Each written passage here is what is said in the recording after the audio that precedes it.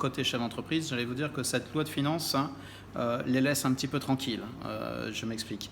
L'année dernière, les chefs d'entreprise ont eu le sentiment de payer beaucoup. Alors même si ce n'est pas forcément que fiscal mais social, les chefs d'entreprise vont comprendre exactement ce que je leur dis, c'est qu'au deuxième semestre, notamment en matière de cotisation sociale personnelle, certains ont beaucoup payé avec les modifications de calcul du RSI et les suppressions des exolooms qui se sont entrechoqués l'année dernière.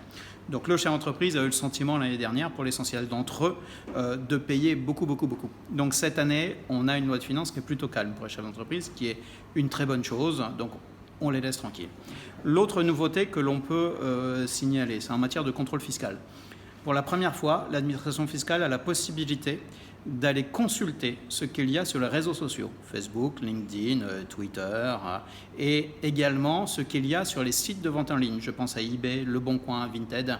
Et donc pour ça, l'administration fiscale, en collectant ces différentes informations-là, aura pour seul objectif d'essayer de voir s'il n'y a pas une activité occulte qui vous génère un petit peu de revenus et pour lequel l'administration fiscale aurait tendance à vouloir prendre de façon légitime sa petite contribution. Donc ça veut dire que c'est un petit changement.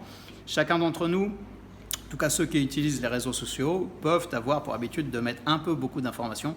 Je pense qu'il y a à cet éclairage-là, au-delà de nos amis et de notre famille, il faudra bien qu'on ait à l'esprit que la direction des finances publiques aura un regard, ou pourrait avoir un regard sur les réseaux sociaux.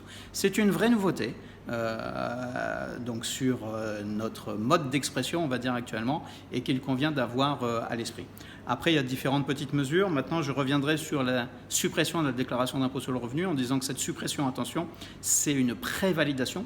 Pour un certain nombre de foyers fiscaux, la déclaration qu'ils vont avoir sera prévalidée, c'est-à-dire qu'il n'y aura pas d'action de validation à faire, contrairement aux années précédentes.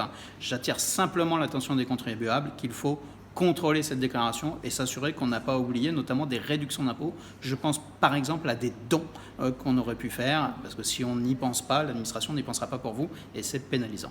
Voilà. Et d'autres mesures qui seront présentées mercredi à la Cité des Arts.